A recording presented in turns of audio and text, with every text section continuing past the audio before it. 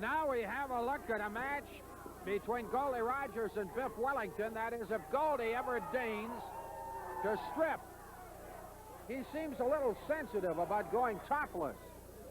Well, you know, he wants to have an even break, and the referee is not giving it to him. He wants Biff Wellington to step back, give him a chance to take off his clothes. It may be not the right way to take it off, but that's Goldie Rogers. Oh, yeah, okay. You understand? You're very relaxed. You got a mouthful of peanuts. You're spitting them all over me as you talk.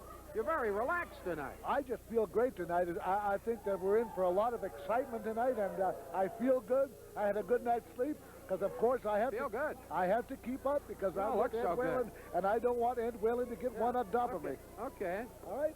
Okay, well, anyhow, let me tell you that this is a 20-minute time limit, one fall, and that Goldie Rogers bent the beams at 2:23, Biff Wellington at 2:18.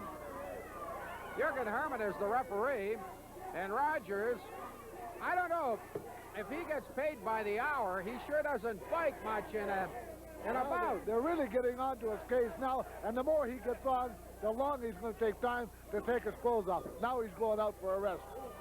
And now if I was Biff Wellington, that's how dumb Biff Wellington is. I'd go right out after him. I don't think he's dumb. I think he's an outstanding wrestler, and I'd like you to tell him that to his face.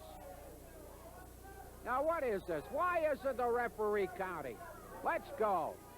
Finally, he heard me. Now.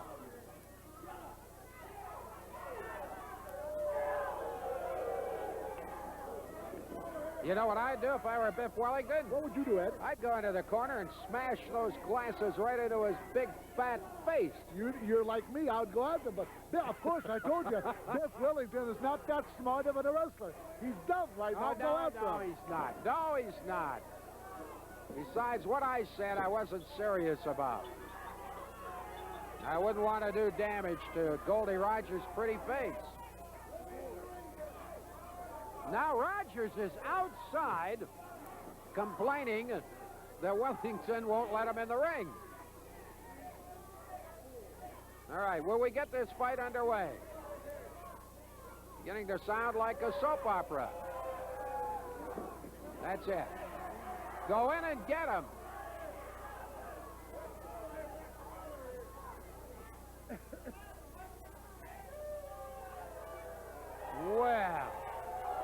Well, isn't he wonderful? Isn't he what? Wonderful. What a... he's gone again. He has yet to make contact in this bout. I guess he feels that wrestling is a non-contact sport. That's true, Ed. Listen, let me remind you one thing. One more bad incident in professional wrestling, this time in Kelowna, BC. I know you got the reports.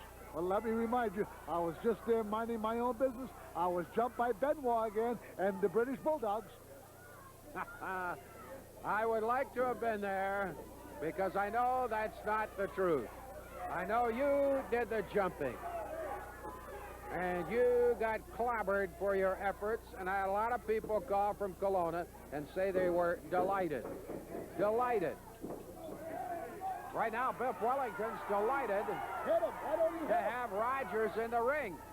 Rogers gets out of there. What a strange match.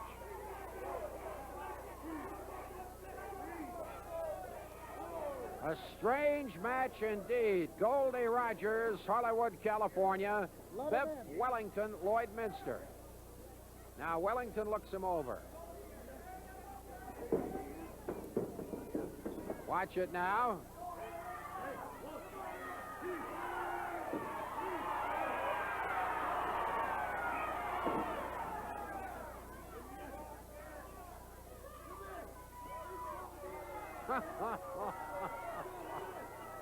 I never saw such non-action in my life.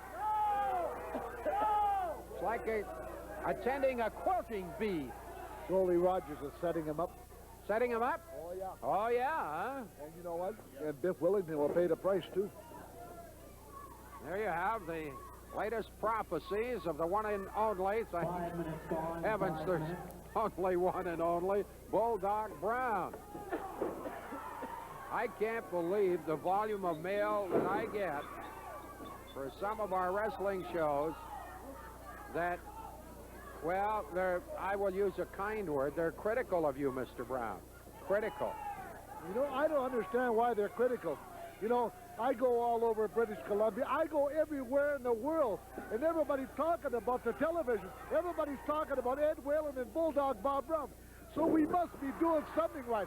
So really down deep, I don't know what the people are critical about because I just call them as I see them. Easy. You were relaxed, remember? I'm feeling your blood pressure. Well, I get excited once in a while. Yeah, I know. I heard that. Although your wife denies that. Anyhow, here we are. Jurgen Herman taking a long look. Finally, they're down on the mat.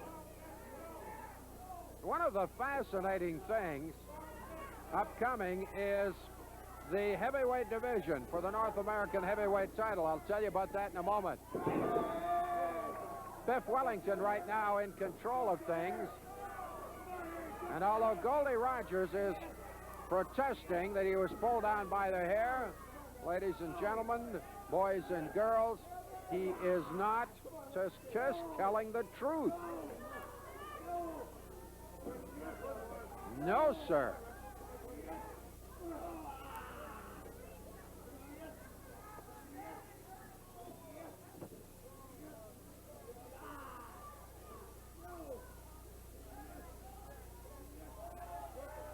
No, there's a thing I could never understand about Biff Wellington, and every week I look at Biff Wellington, every time I look at him, there you see a guy, 245, 250 pounds, a tremendous athlete, tremendous shape. He's 218.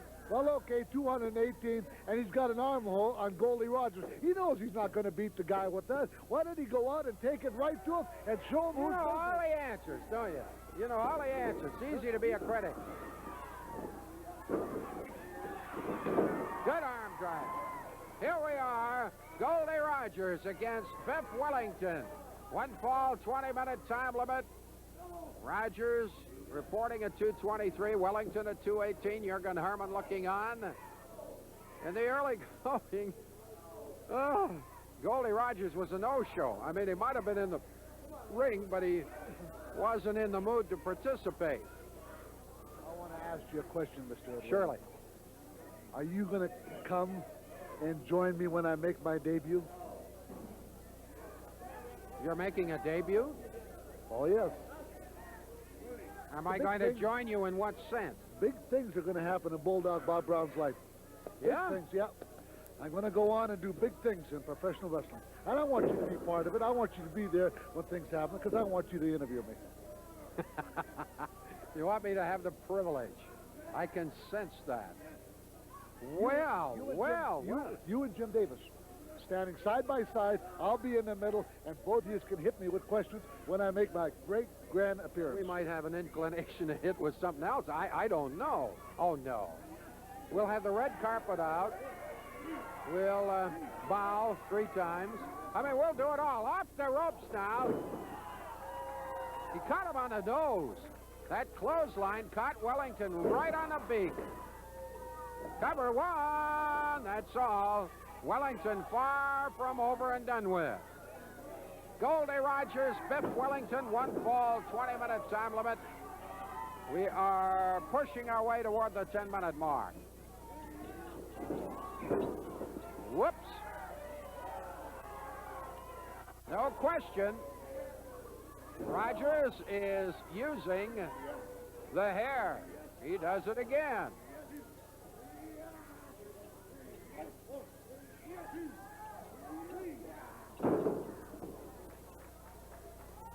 Well, he tossed him off, and right now Rogers appears to be in control. Maybe he was saving his best for last. Like when you said he was slowing down in the beginning of the match, he was going for a walk. I told you he was setting him up. Now he's taking it right to him now. Not over. Not over. 20 minutes is the time limit.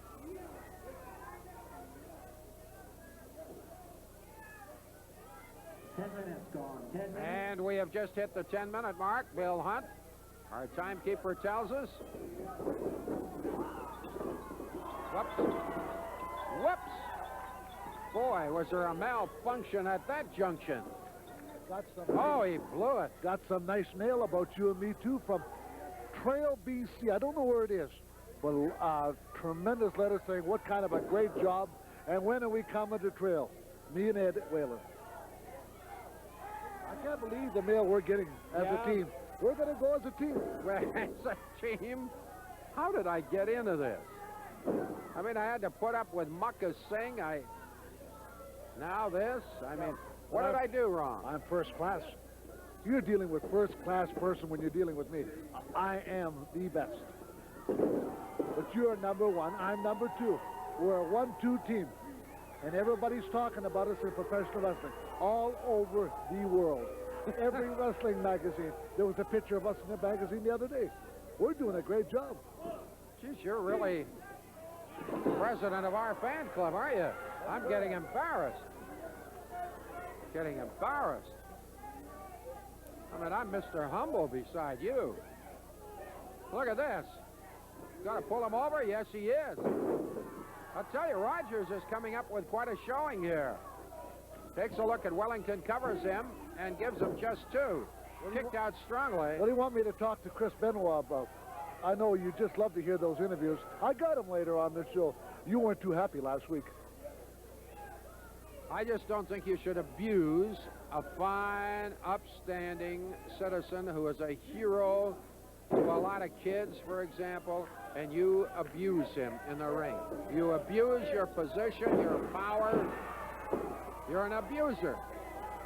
Chris Benoit lies to kids. He does nothing of the sort. Kids, don't you listen. Pulls him down. Wellington has hurt us back, obviously. Covers one. Just a couple. You know, Chris Benoit has a bad hip. It may just be bothering him a little bit. But, boy, he's taking it right to Goldie now, and he's gone into 3 or 4 almost near finishes, but hasn't put Goldie away yet. Watch it now. Cover, 1, 2. He can't put him away. Wellington has been operating for some time with injury.